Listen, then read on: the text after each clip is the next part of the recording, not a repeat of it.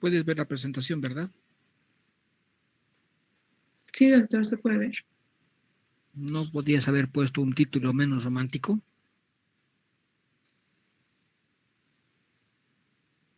Empezamos.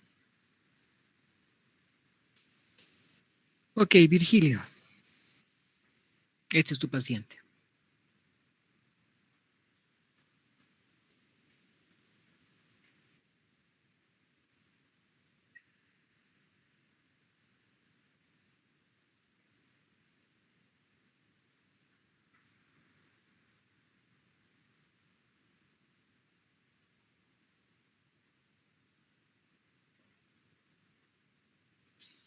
Ok.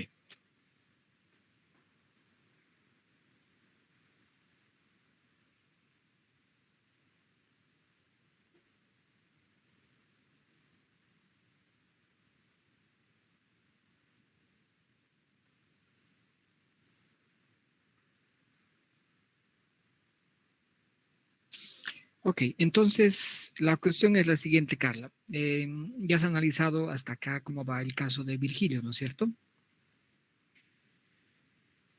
Sí, doctor. Entonces,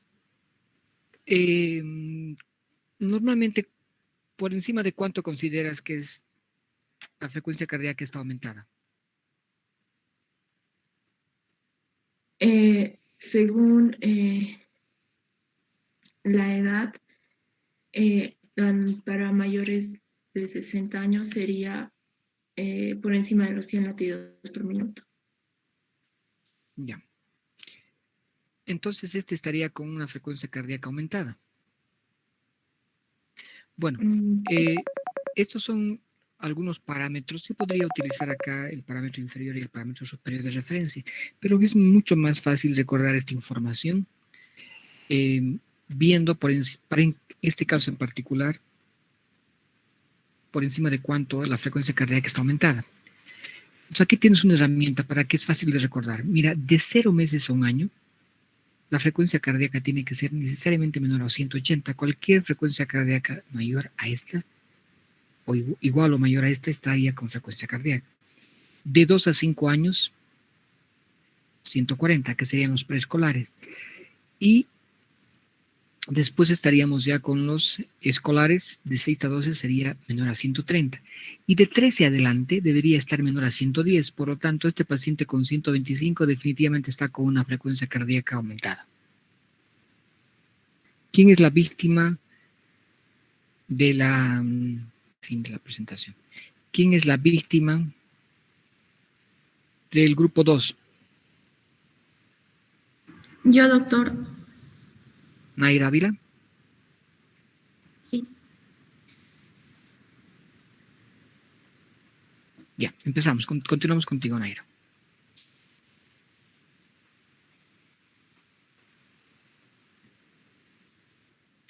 ¿Cuánto es la frecuencia respiratoria? Paciente, ¿qué opinas de esta frecuencia respiratoria?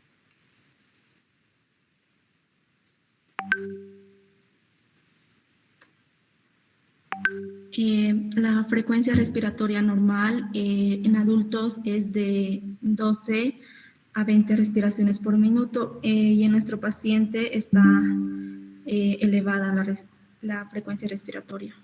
Ya. Entonces tengo frecuencia cardíaca aumentada, frecuencia respiratoria aumentada. También he utilizado un parámetro de orientación que es fácil de recordar. De 0 a 2 meses, la frecuencia respiratoria necesariamente tiene que estar por debajo de 60. Cualquier frecuencia respiratoria de 60 o más está aumentada. De 2 meses a un año, la frecuencia respiratoria debe estar menor a 50. De 1 a 5 años, menor a 40. En el escolar, que estamos hablando de 6 a 12 años, debería estar menor a 30.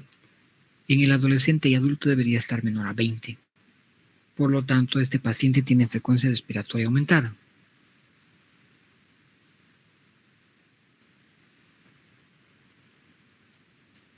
Responsable del grupo 3. Yo, doctor Lilian Verdugues. Ok. Lilian Verdugues.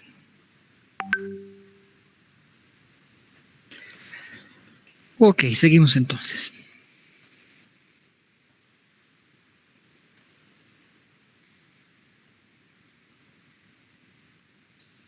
Aquí tenemos sus antecedentes.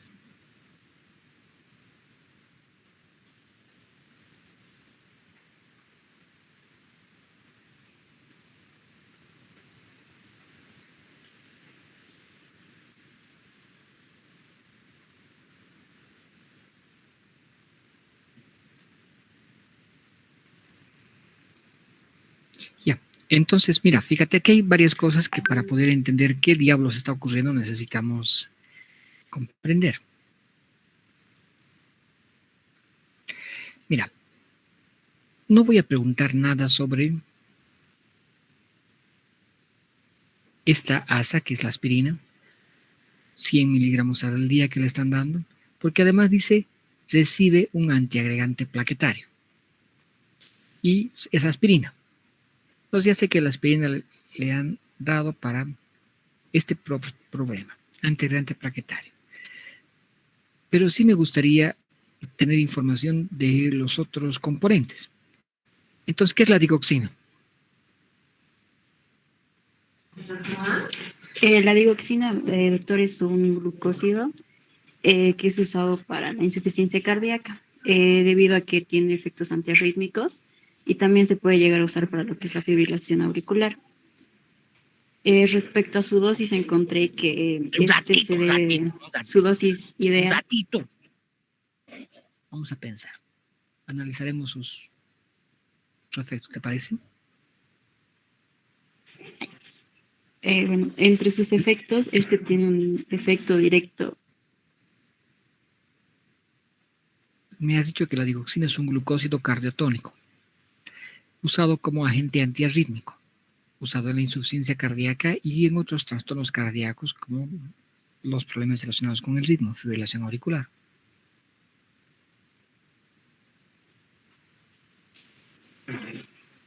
Y aquí tenemos uno de los efectos y el mecanismo, que es lo más importante comprender, actúa como efecto directo inhibiendo la bomba de sodio-potasio ATPasa en el corazón.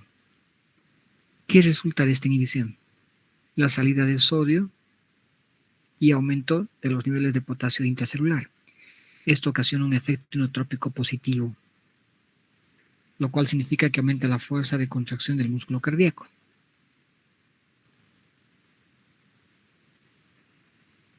Pero también tiene un efecto indirecto. Inhibe la bomba de sodio-potasio ATPasa a nivel neural, creando una estimulación vagal. Y esto disminuye la frecuencia cardíaca, pero también disminuye la estimulación simpática. Entonces, podríamos decir que aquí tienes tres efectos, como antiarrítmico, un efecto inotrópico y disminuye la frecuencia cardíaca y la estimulación simpática. El responsable, vamos a ver ahora a continuación.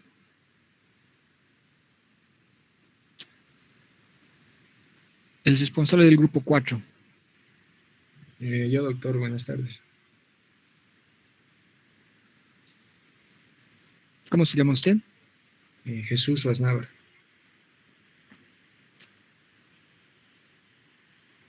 Ya has escuchado lo que hemos conversado con Lilian, ¿verdad? Sí, doctor. Ya. Entonces, ya hemos definido qué hace y cómo hace. ¿Es adecuada la dosis de digoxina que recibe tu paciente?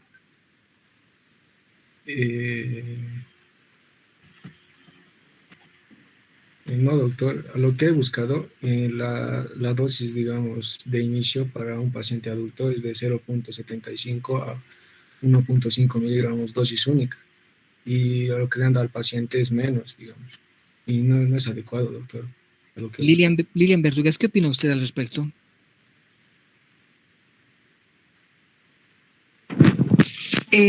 Bueno, yo encontré que la dosis debería de ser de 0,6 a 1 miligramo cada 24 horas, pero en este caso considero que está bien porque es el inicio. Entonces sería como que una dosis inicial y luego se tendría que ir aumentando a la dosis recomendada. A ver, vamos a revisar atrás.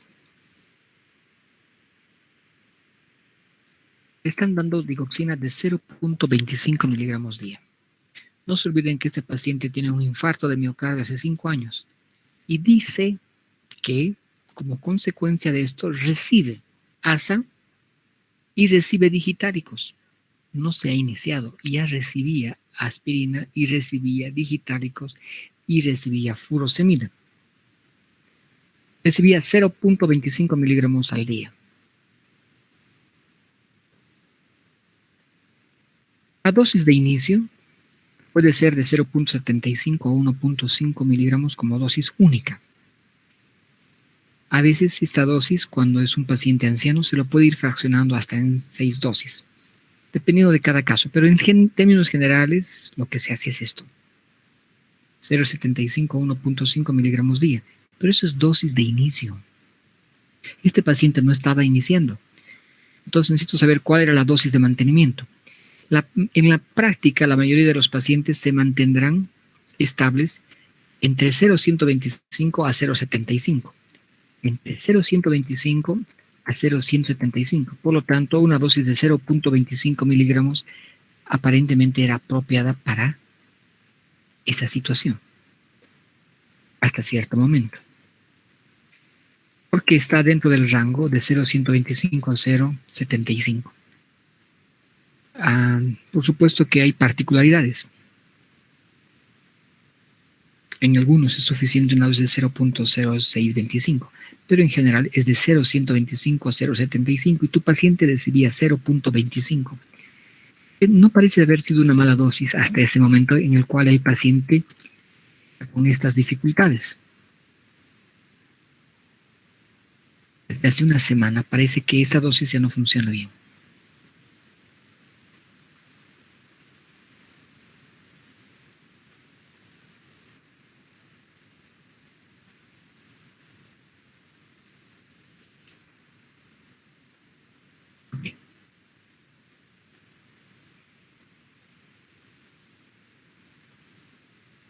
Responsable, ahora quiero saber quién está como responsable del grupo 5. Yo, doctor, buenas tardes, Valeria Mejía.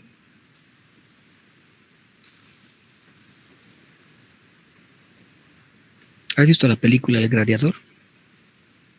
No, creo que no.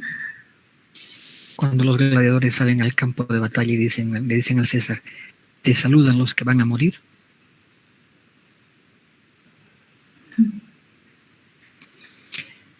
Valeria, vamos a ver, tú eres la siguiente gladiadora en función a tus otros gladiadores han sido eliminados vilmente porque no podían argumentar bien qué estaba pasando con este paciente. A ver, veamos contigo, ¿cómo va la situación?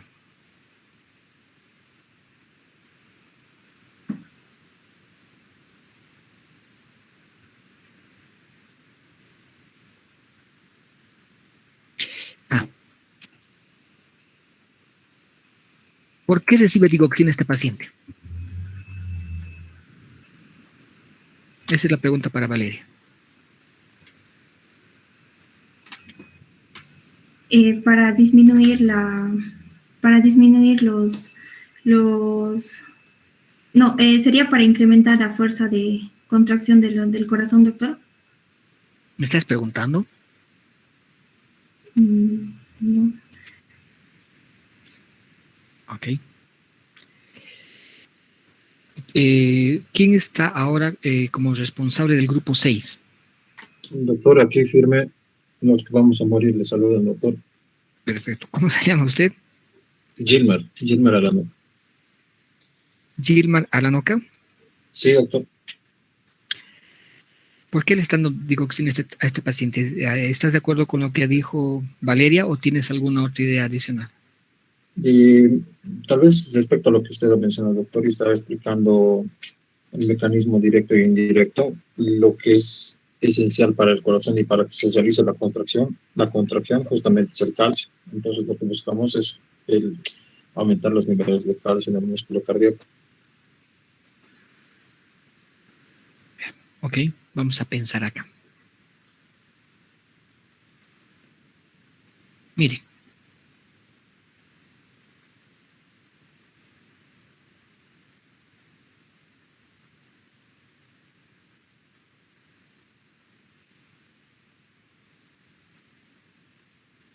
Bien, aquí vemos claramente el problema o los problemas. Aquí tenemos una frecuencia cardíaca aumentada y tenemos una arritmia. Y tenemos datos de que este corazón ya no está yendo bien. Prueba de ello, tenemos esto y tenemos esto. Y por supuesto, esto. Entonces tenemos datos de que ese corazón no funciona bien, su frecuencia cardíaca está aumentada y que además tiene un cuadro de arritmias. Ahí tienes todo eso junto.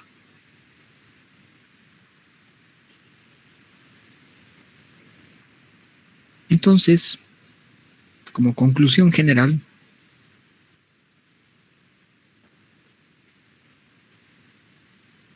¿y por qué recibe la digoxina? Recibe por 3 razones. 1, porque tiene arritmias y es un antiarrítmico. 2, recibe digoxina porque ese corazón está debilitado por el infarto previo. Entonces, por su efecto inotrófico positivo, estaban aumentando la fuerza de contracción del músculo cardíaco que parecía estar funcionando apropiadamente. La dosis era apropiada. Y 3, porque tiene taquicardia, ya que por su efecto indirecto inhibía la bomba de sodio, potasio, ATPase a nivel neural, creando una estimulación vagal que disminuye la frecuencia cardíaca y la estimulación simpática. Esas son las 3 razones por las cuales, por lógica, ya le estaban dando digoxina. Por la arritmia, como antiarrítmico, porque ese corazón estaba empezando a claudicar y estaban dando un efecto inotrópico, y porque había una taquicardia y con la digoxina disminuyen la frecuencia cardíaca.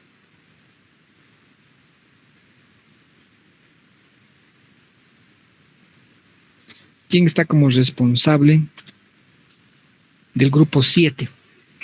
Acá, doctor. Presente. ¿Cuál es su nombre? Paul Monroy. Paul André Monroy. Sí, doctor.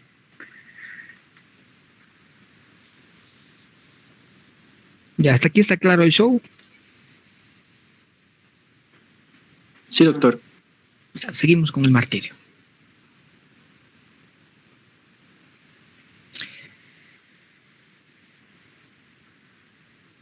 ¿Qué es la furosemida, Paul?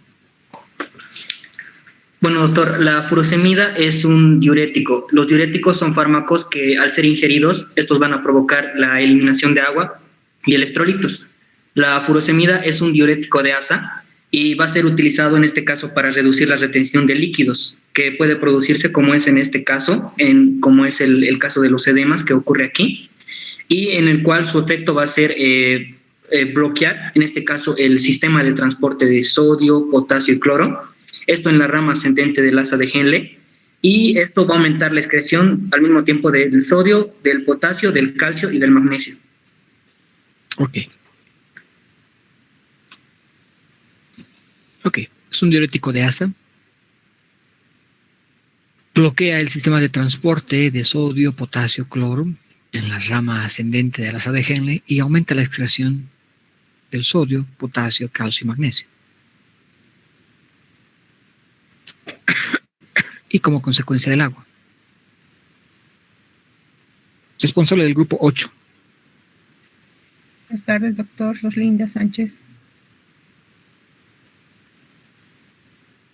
¿Quién? Roslinda Sánchez. Roslinda Sánchez. ¿Es adecuada la dosis? Según el libro de Katzun de farmacología, nos dice que se puede dar una dosis vía oral de 20, 40 hasta 80 miligramos.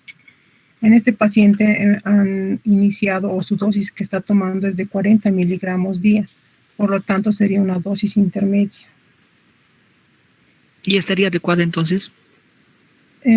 Hasta antes de que presente los síntomas y signos que ahora ha acudido, por los cuales ha acudido al servicio de cardiología, sí.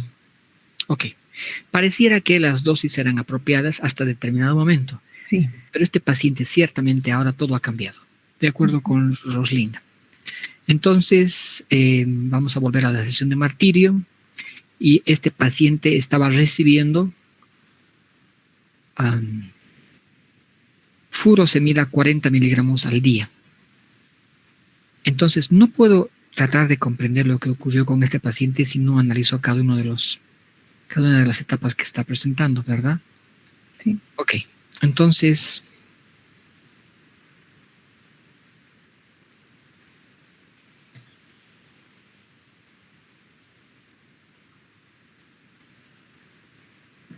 La dosis usual es de 20-80, administrado como una dosis única, y este paciente con esa dosis después fue una dosis buena en algún momento, pero ahora ya ciertamente no lo es. Bueno, luego tenemos este problema acá, mira.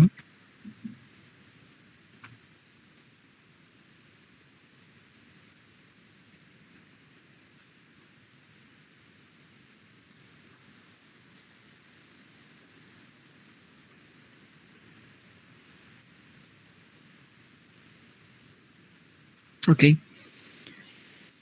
Entonces, vamos a ver una vez más. Carla López. Sí, doctor. ¿Has visto el video, verdad? Sí. Aquí te das cuenta qué es lo que está ocurriendo con tu paciente, ¿no? Sí, doctor. Ha presentado lo que es una disfunción sistólica, por lo que hay una mala eyección de la sangre, con lo que ha disminuido el gasto cardíaco, por eso presenta lo que es la palidez, la piel fría, igual conjuntivas pálidas y todo eso. Y ha llegado hasta una congestión pulmonar, o sea, ha habido un reflujo de la sangre, llegando hasta aumentar la presión pulmonar, con lo que ha llevado a una congestión pulmonar. Con esto ha habido un trasudado de los líquidos, y entonces el paciente tiene signos de edema pulmonar agudo. Y también esto ha llegado a afectar a las cavidades derechas, por eso es que hay edemas en los miembros, hay ascitis y una hepatomegalia. Ya.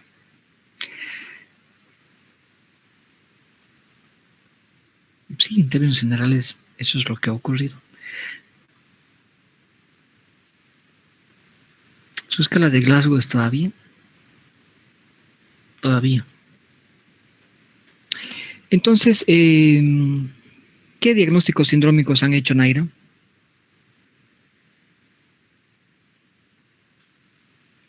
El síndrome de insuficiencia cardíaca, síndrome edematoso y síndrome de derrame pleural. Ok.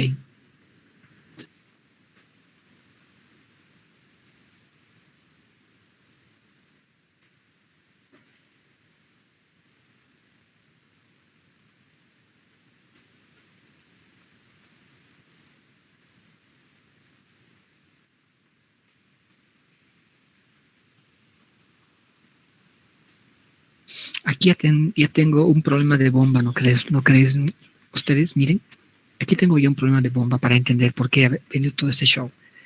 Ha lesionado ya este miocardio, por eso está recibiendo todo esto para evitar mayores complicaciones, pero este miocardio no está funcionando bien hace 5 años, por todo lo que están dando acá, que vamos a analizarlo a continuación.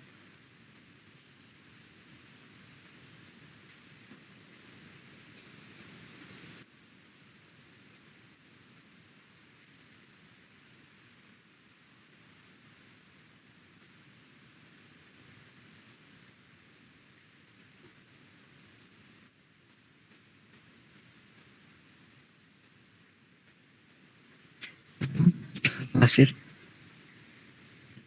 ¿por qué le están dando la furosemida? Parece que la respuesta es demasiado obvia, ¿verdad? Pero sin embargo me gustaría escuchar la opinión de Lilian Verdugues. ¿Por qué le estaban dando la furosemida? Que no hice esa pregunta acá.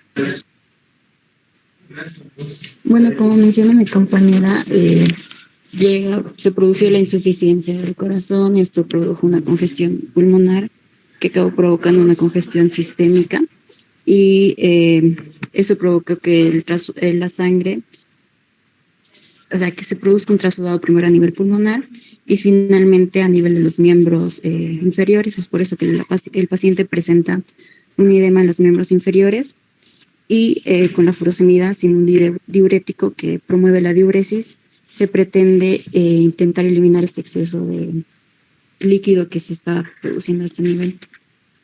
O bueno, este exceso de líquido que está saliendo a nivel de los miembros. Ya. Está bien, Lili. Ahora vamos a hablar con Jesús Schwarzenegger. Jesús, la cuestión es la siguiente. Nuestra forma de entender las cosas siempre nos ha permitido clasificar en función al daño sobre el órgano blanco. Por ejemplo, cuando hablamos del riñón como órgano blanco, nada más como un ejemplo, los problemas que están antes del corazón, antes del riñón, que se llaman prerrenales, los que afectan al riñón en sí, renales, y los que afectan algún proceso después del riñón, que se llaman posrenales. Lo mismo hemos hecho con el hígado. Si el hígado es el órgano blanco del que estamos hablando, hay problemas que afectan antes de llegar al hígado, pero lo afectan, que se llaman prehepáticos, otros que afectan exclusivamente el hígado, que se llaman hepáticos, y otros que afectan posterior al órgano, pero que también lo afectan, que son poshepáticos. En el corazón se ha hecho lo mismo. Hay efectos que actúan a nivel de la precarga, antes de que lleguen al corazón, efectos relacionados con la misma bomba, que es el órgano blanco, y efectos después de la bomba, que sería la poscarga. La furosemida, ¿dónde estaría actuando en esta lógica?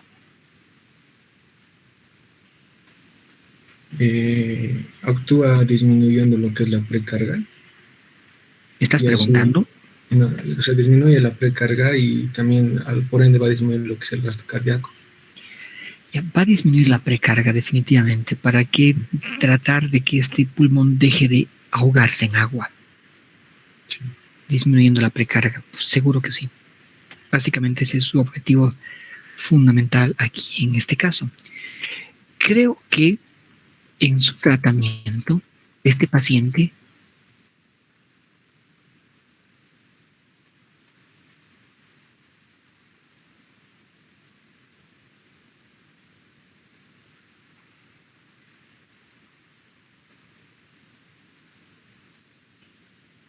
bien, la digital está manejando la precarga. Perdón, los diuréticos están manejando la precarga. Los diuréticos, la furosemida.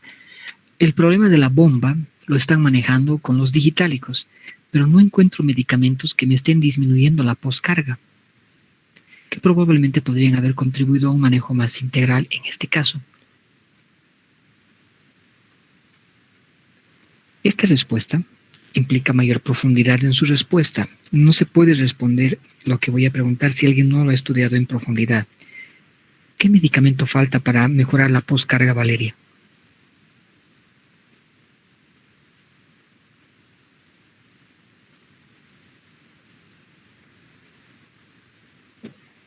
Valeria, ¿estás viva? Sí, doctor, disculpe. ¿Serían los péptidos? Ok, ¿qué opina Gilmar?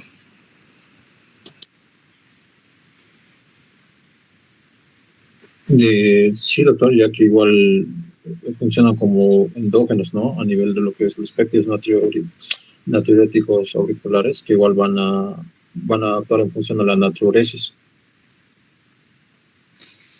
Dejo la pregunta abierta. ¿Qué medicamento falta aquí específicamente para manejar la poscarga?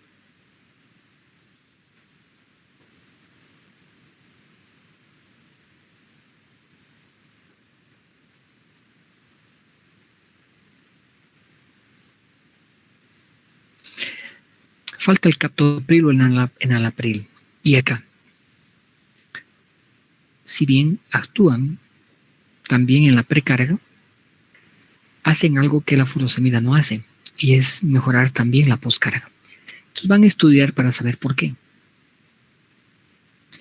Bueno, entonces este paciente eso es lo que han hecho. Ahora, sigo viendo acá. vuelvo a mirar atrás. ¿Saben qué? Estoy convencido de que no hemos puesto todos los diagnósticos. Miren este paciente y hemos definido los conceptos de disnea, no los voy a volver a repetir acá. Ortopnea, tos seca, edema en miembros inferiores, coloración cianótica, palpitaciones, cada uno de estos hemos ido describiendo. Ciertamente uno de esos diagnósticos es un síndrome de insuficiencia cardíaca.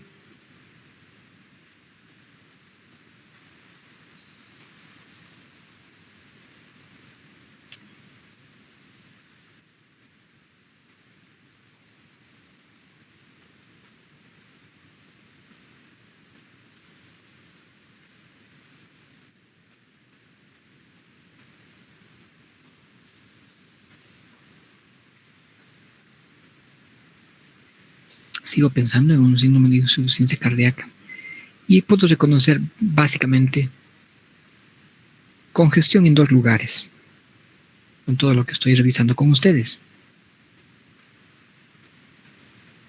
¿En qué lugares hay congestión, Valeria?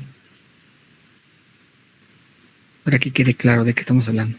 Uno sería congestión a nivel en el sistema periférico, lo que es a causa de una disfunción ventricular derecha y lo que produce los edemas. Y otro sería a nivel de los pulmones. Ok, entonces hay una congestión pulmonar y hay una congestión venosa sistémica. Cierto, seguimos viendo hacia adelante. Ok, si esto está ocurriendo y hay todo esto, estoy asumiendo que estos problemas respiratorios no son problemas debidos al pulmón en sí. Son problemas debidos al corazón, pero que secundariamente han afectado al pulmón.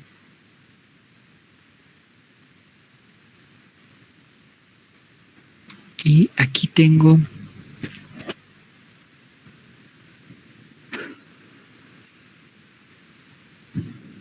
un síndrome edematoso, ciertamente.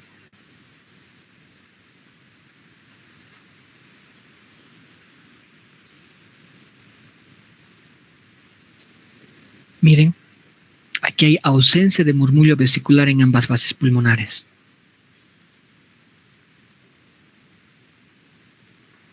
Y además hay ritmo irregular arrítmico e hipofonético. Por lo tanto, es muy probable que las presiones hidrostáticas se hayan sobrepasado en múltiples lugares a nivel de los capilares, ocasionando edemas. Ciertamente. Pero también, aparentemente, pueden haber ocasionado una eliminación de líquido a nivel de los pulmones. Probablemente tengamos acá un derrame. Falta la percusión para saber qué hay. Inspección, palpación, percusión, que no hay. Pero con estos datos, ausencia de murmullo vesicular, debe haber líquido en esos pulmones. Probablemente tengamos un derrame pleural. Si tengo un ritmo hipofonético, tal vez tenga líquido en el espacio pericárdico. Por la misma razón, tal vez tenga un derrame pericárdico. Y como consecuencia lógica, también este líquido se ha eliminado a nivel de peritoneo. Entonces tengo ascitis. Todo esto en conjunto podría ser un síndrome edematoso. Y a su vez podría subclasificar en un síndrome de derrame, en un síndrome ascítico, en un síndrome pericárdico. Pero todos estos podrían estar englobados en un diagnóstico mayor que sería el síndrome edematoso.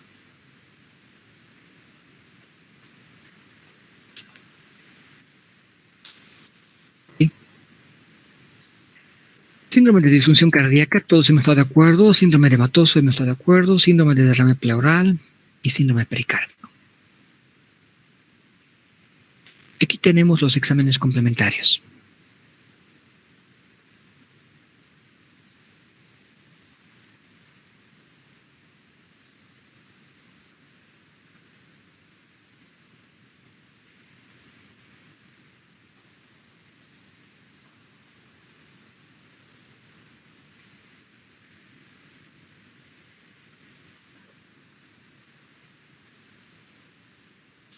Ya. Roslinda Sánchez. Sí, doctor. A ver, hazme entender esta información. Ya. En la radiografía de tórax nos dice que un índice cardiotorácico es de 0,61.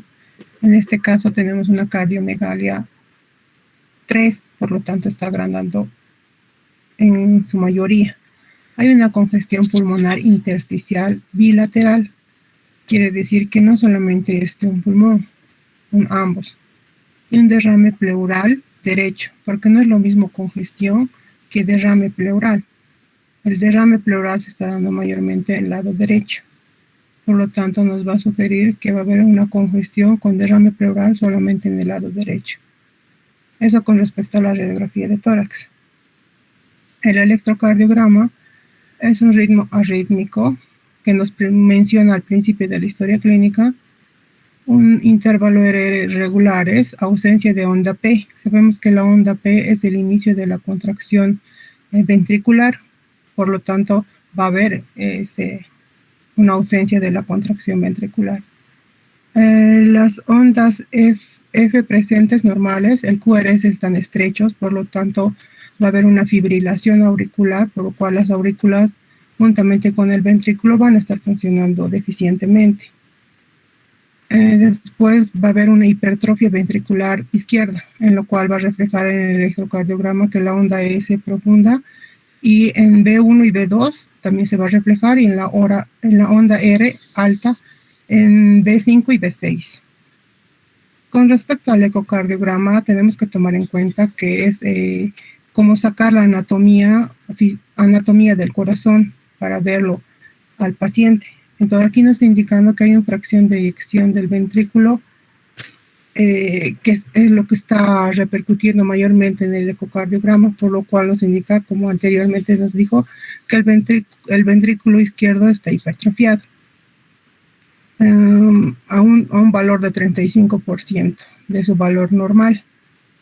Después también va a haber una dilatación juntamente con el ventrículo izquierdo, la aurícula izquierda, lo cual nos sugiere en su mayoría que el lado izquierdo va a estar deficiente más que el lado derecho.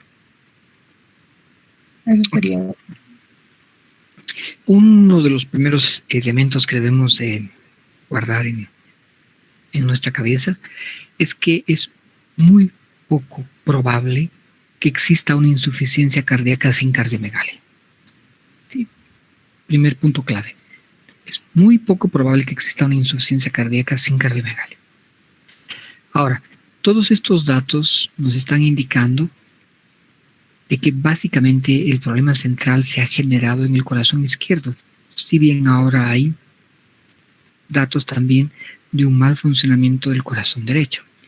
Pero aparentemente todo se ha generado acá, donde vemos que no puede bombear lo suficiente el corazón. Su fracción de eyección está muy disminuida. Entonces se ha ido acumulando en el corazón izquierdo, determinando un aumento del crecimiento de esta cavidad en el ventrículo y luego la aurícula, y luego se ha ido hacia atrás. Por lo tanto, detrás de la aurícula izquierda está todo el sistema venoso pulmonar, y esto es lo que indica esto, congestión, que se puede ver en la radiografía de tórax. Entonces, ¿cómo se ve esta congestión pulmonar? ¿Cómo se ve esa congestión, Paul Monroy?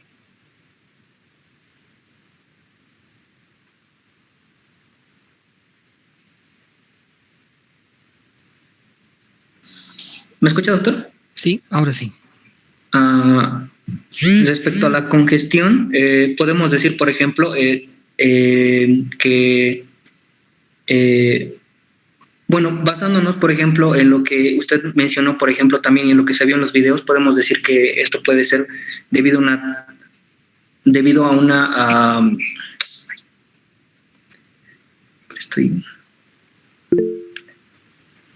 Doctor, ¿puedo contestar yo? Sí, puedes ayudarle a Paul. Ya, básicamente, como usted acaba de explicar, primero se produce la hipertrofia de lo que sería el ventrículo izquierdo, y se va llenando de sangre.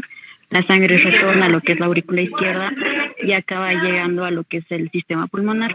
Acá la sangre como que se estanca y se empieza a llenar en los vasos. Y estos vasos que generalmente en una radiografía normal no son visibles, se comienzan a ser visibles en la radiografía y se manifiestan con lo que son las líneas de Kerley, que se encuentran en las bases de ambos pulmones. ¿Quién está hablando? Yo, doctor. Lilian Verdugo, es el representante del grupo 3. Ok. ¿Estás de pachanga, Lilian?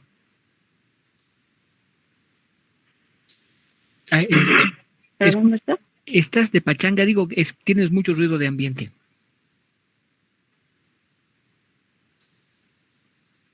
Sí, disculpe, doctor. Pero escúchame, te he escuchado lo suficiente, no te martirices. Ok, de acuerdo, esa es una excelente respuesta, Lilian. Es una excelente respuesta. Básicamente eso es lo que ocurre. Los vasos normalmente no se ven. Si se ven es porque están congestionados. Ok, vamos a ver cómo se ve esa congestión.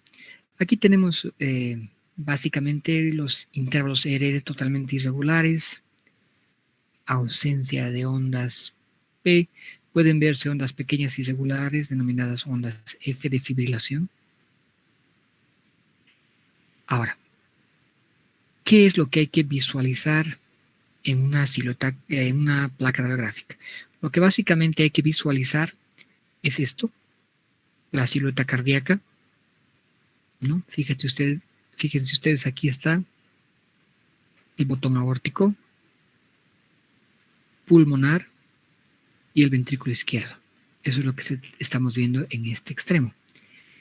En cambio, en el otro vemos fundamentalmente la cava superior en este extremo y lo que estamos viendo es parte de la aurícula derecha. El ventrículo derecho vemos muy poco porque el ventrículo derecho está apoyado sobre el diafragma. Por lo tanto, vemos muy poco del ventrículo derecho en una imagen. Lo que básicamente vemos es parte de la aurícula izquierda y la vena cava. Entonces, cuando el ventrículo derecho es el que crece, como está apoyado sobre el diafragma, lo que hace es desviar la punta hacia este lado.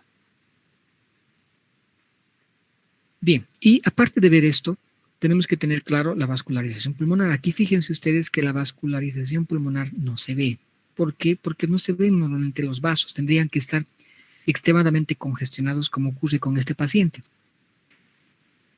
Nos están indicando que tenemos que medir el índice cardiotorácico, que ya saben ustedes que es un ejercicio, el índice cardiotorácico, ¿no es cierto?, donde D es la distancia mayor desde la línea media de la columna hasta el borde cardíaco derecho. Y desde la línea media de la columna hasta el borde cardíaco izquierdo.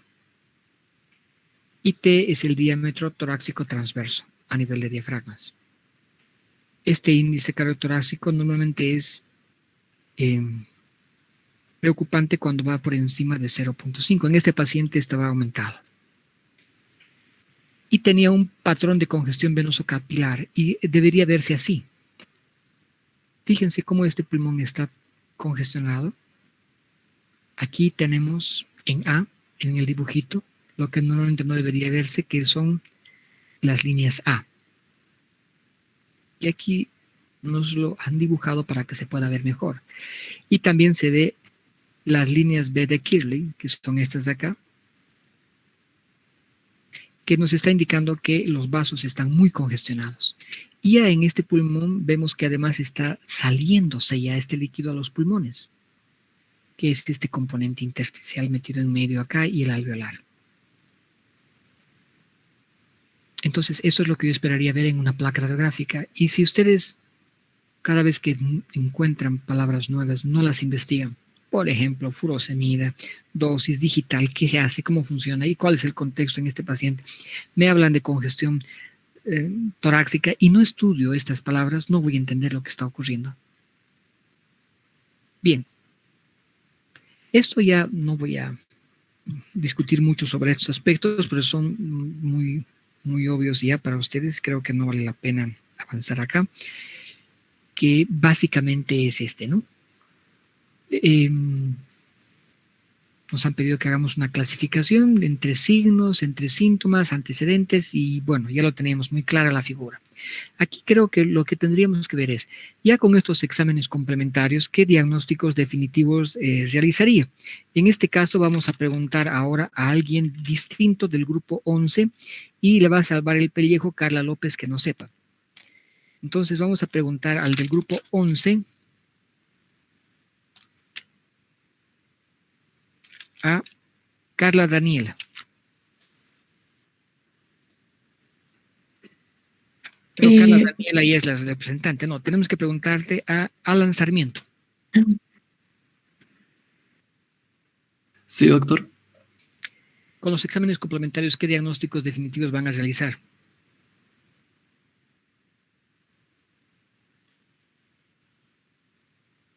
Bueno, algo muy probable sería un derrame pleural derecho, también una fibrilación auricular, hipertrofia compensadora, postinfarto de miocardio o una disfunción cardíaca, doctor. Carla, ¿a qué diagnósticos han llegado? Hemos llegado como diagnóstico a que el paciente, por todo lo que ya mencionó mi compañero, tiene una insuficiencia cardíaca congestiva con una disfunción sistólica de bajo gasto. Ok.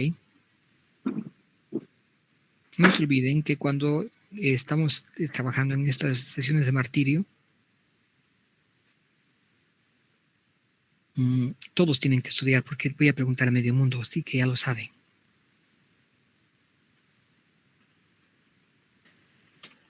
Disfunción cardíaca, una fibrilación auricular, e hipertrofia compensadora postinfarto de miocardio, edema pulmonar, derrame pleural, ascitis.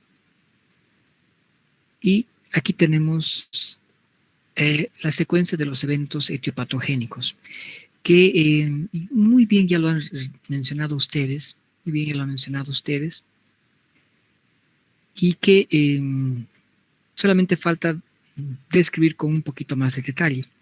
Pero para estar seguros de que todos estamos en el show, vamos a martirizar ahora a alguien del grupo 2.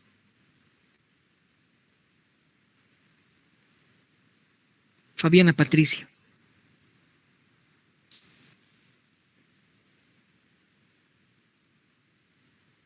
Molina.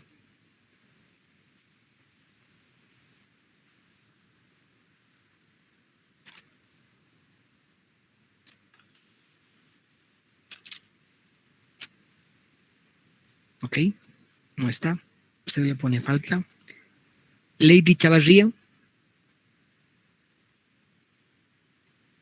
Sí, doctor. ¿Me puedes? ¿Has visto la chuleta? Sí. ¿Me puedes volver a explicar una vez más la secuencia de eventos etiopatogénicos por detrás del corazón izquierdo? Ok, ya. En la insuficiencia cardíaca podemos ver algunas causas que pueden ser una cardiopatía, una miocardiopatía, enfermedades valvulares, que esto va a causar una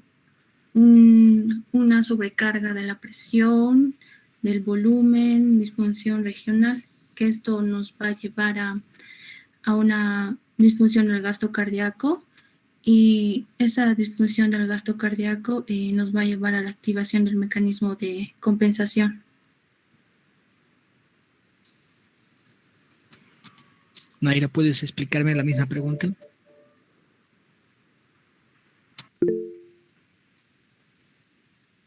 Bueno,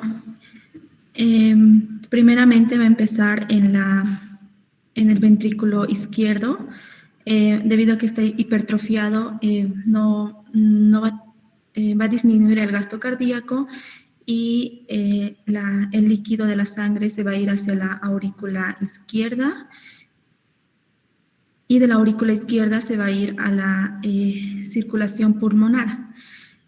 En la circulación pulmonar va a afectar sobre todo a los alveolos porque van a perder la capacidad del intercambio de oxígeno. Por tanto, va a haber transsudación de líquido en los alveolos y va a existir sangre desoxigenada. Por tanto, el paciente va a tener cianosis. Cuando esta presión pulmonar es demasiado elevada, va a llegar a provocar una insuficiencia cardíaca derecha, es decir, la sangre va a ir por las arterias pulmonares hacia el ventrículo derecho y del ventrículo derecho a la aurícula derecha y de la aurícula derecha hacia la vena cava superior, que nos va a producir una ingurgitación yugular. A su vez, también va a existir flujo retrógrado de la sangre hacia la vena cava inferior, y en este caso va a existir hepatomegalia, edema en los miembros inferiores. ¿Por qué? Porque no existe retorno venoso hacia la aurícula derecha. Ya. Entonces, si el ventrículo izquierdo colapsa después de haber sido dañado, después de haber hecho una hipertrofia compensatoria, finalmente el daño es progresivo y termina fallando. Ya no bombea bien, la sangre se acumula en la aurícula izquierda, se dilata, colapsa y hacia las venas pulmonares. ¿Qué hacen las venas pulmonares? Se congestionan. ¿Qué pasa cuando se congestionan? Las voy a ver en las placas radiográficas, como las líneas de Kirley que acabamos de mencionar y las líneas A. Sigue aumentando, no me es suficiente haber congestionado las venas pulmonares, va a empezar a congestionar los vasos más pequeños, va a aumentar la presión hidrostática, va a congestionar todo el pulmón va a congestionar. Como consecuencia de haber congestionado todo el pulmón, va a colapsar todo lo que está dentro de este pulmón congestionado, roncus, sibilancias. Si el problema empeora, el líquido saldrá a los capilares y tendré crépitos y estertores que en el paciente no han sido descritos. Ahí terminaría todo lo que es por detrás del corazón izquierdo.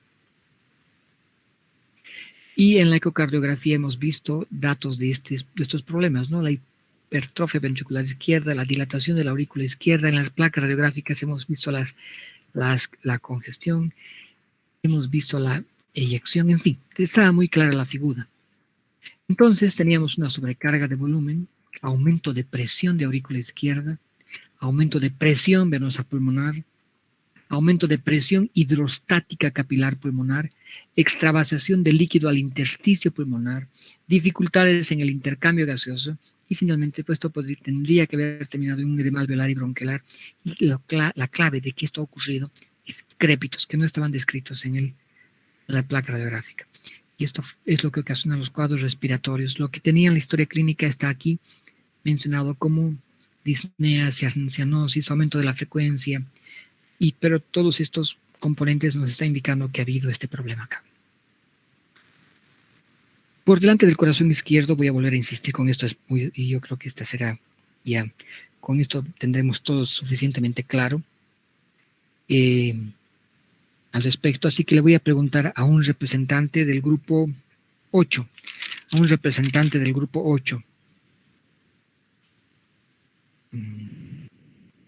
Janine Encines Pinto.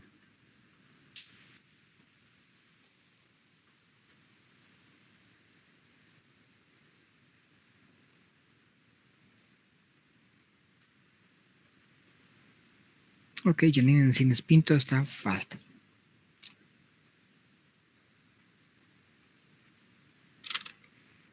Luis González Antesana.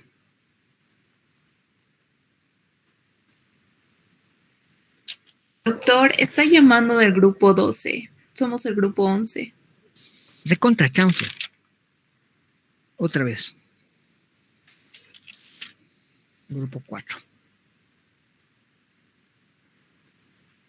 Ya. Entonces sería del grupo 4, mejor dicho, del grupo 8.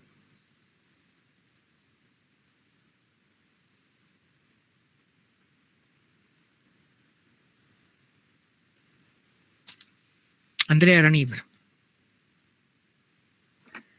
Sí, doctor. Ya, explícame rápidamente esto, ya estamos muy tarde. Como tenemos al corazón lo que es insuficiente, no va a haber lo que es un buen gasto cardíaco, entonces no va a haber lo que es una buena eyección de sangre a los demás, a los demás tejidos hacia la aorta. Entonces, por delante del corazón izquierdo va a suceder esto, que disminuye el gasto cardíaco y va a haber disminución de perfusión de oxígeno, la oxigenación a tejidos periféricos y eso, doctor. Ok, eso podríamos describir de arriba a abajo, ¿no es cierto? Solamente sería hacer una descripción más detallada. Ejemplo, si hubiera llegado insuficiente oxigenación al cerebro, debería haber confusión, alteraciones de la conciencia, que aparentemente no llegó a ese extremo porque su Glasgow era de 14. Y así voy recorriendo punto por punto cada uno de los elementos que me indicarían cuáles son las consecuencias de la hipoperfusión. Aquí la evidencia de que había una falla por delante del corazón es esta fracción de eyección de ventrículo izquierdo que estaba disminuido, hipertrofia ventricular izquierda, el nivel de conciencia estaba desorientado, sin embargo la puntuación de Glasgow estaba muy poco comprometida, 14 puntos, pero ya habían datos de hipoxigenación. Más abajo, en la historia clínica había pulsos filiformes, hipotensión arterial. ¿Y qué faltaba describir? Que seguro presentó en la clínica y se evidenció en los exámenes complementarios. Pues probablemente alteraciones de la función renal como consecuencia del insuficiente bombeo y desde llegar sangre al riñón, urea, creatinina aumentado, probablemente tenías hipoxia, es posible que tengas alteraciones del equilibrio ácido básico. Bien. Y lo que ocurrió delante del corazón derecho es que el corazón derecho ha colapsado finalmente porque no podía ya contra esta presión que se venía arrastrando desde el corazón izquierdo y finalmente terminó congestionando todo lo que está detrás del corazón derecho, todo el sistema venoso, ingurgitación yugular, hepatomegalia. Los capilares aquí también han colapsado y ha habido ascitis, ha habido aquí también derrames, probablemente también en el corazón. Aunque ya sabemos que por la ecografía no había, sin embargo, había que pensarlo, ¿no es cierto? Y todo esto está descrito en estas imágenes que creo que ustedes deben revisar, así que conmigo ya no vamos a proceder, solo quería que todo el mundo tenga claro lo que ha ocurrido. En estas imágenes que ustedes tienen de su teórica, básicamente está lo que ocurre en la insuficiencia cardíaca izquierda, especialmente en este cuadro, miren, que es de su clase teórica. Insuficiencia cardíaca izquierda, disminución del gasto cardíaco hacia la circulación sistema. ¿Qué va a haber? Intolerancia a la actividad física, seguro. La sangre se acumula en aurícula, ventrículo y circulación pulmonar. Aumento de la presión venosa pulmonar. Presión en los capilares pulmonares, edema pulmonar, ortopnea, tos con esputo, disnea paroxística nocturna, alteración del intercambio gaseoso, cianosis, signos de hipoxia. Y aquí tenían todos los datos de la insuficiencia cardíaca derecha. Sangre desoxigenada que no pasaba a la circulación pulmonar, disminuye la cantidad de sangre hacia la circulación pulmonar, acumulación de sangre en el sistema venoso. Eso significa que determinaría un edema periférico. También podría producir congestión en todo lado, incluyendo el tracto gastrointestinal.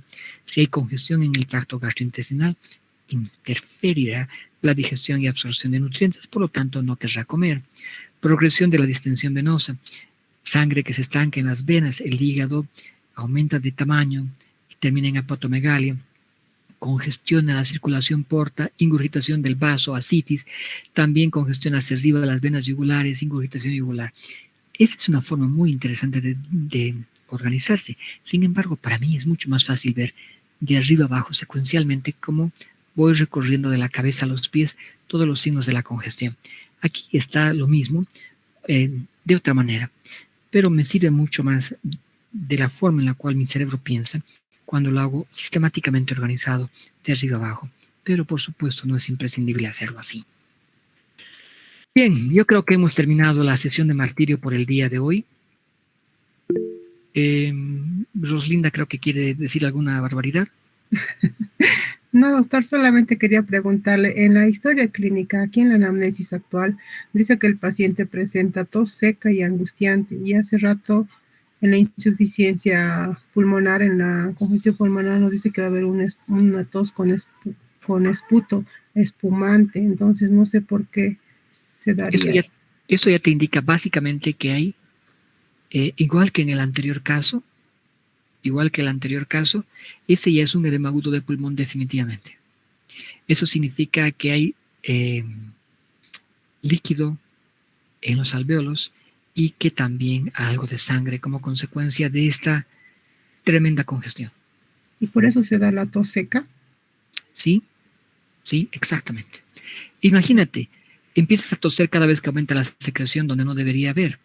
Si tienes secreción en los bronquios, empieza a toser. Si tienes secreción en los alvéolos, con mayor razón. Son tus mecanismos de defensa que están tratando de sacar afuera esto. Que debería estar lleno de aire, no de secreción. Gracias, doctor. Ok. Creo que aquí quedamos. Nos vamos a reunir. Doctor, una preguntita más, por favor. Tengo una duda. Usted mencionaba que, bueno, la insuficiencia cardíaca está en relación con la cardiomegalia, ¿no? Entonces, el mecanismo de compensación que hace hipertrofia, ¿esta hipertrofia sería excéntrica por sobrecarga del volumen ventricular? ¿Es correcto? No te olvides que cuando normalmente solamente tengo que luchar contra una presión elevada, voy a poder seguir una hipertrofia secuencial en los mecanismos de alteración. Pero si tengo un corazón dañado ya por un infarto, entonces hay que tomar en cuenta de que aparte de producirse una hipertrofia que va a ser bastante irregular, se va a acompañar casi inmediatamente por una dilatación, porque ese corazón ya no está funcionando bien, ese músculo está dañado. Si fuera un músculo no dañado que se estaría hipertrofiando como consecuencia de una hipertensión arterial, por ejemplo, podrías esperar una secuencia más lógica en la hipertrofia. Está bien, doctor, gracias. Bueno, pórtense bien, no hagan renegar y nos vemos en la próxima reunión.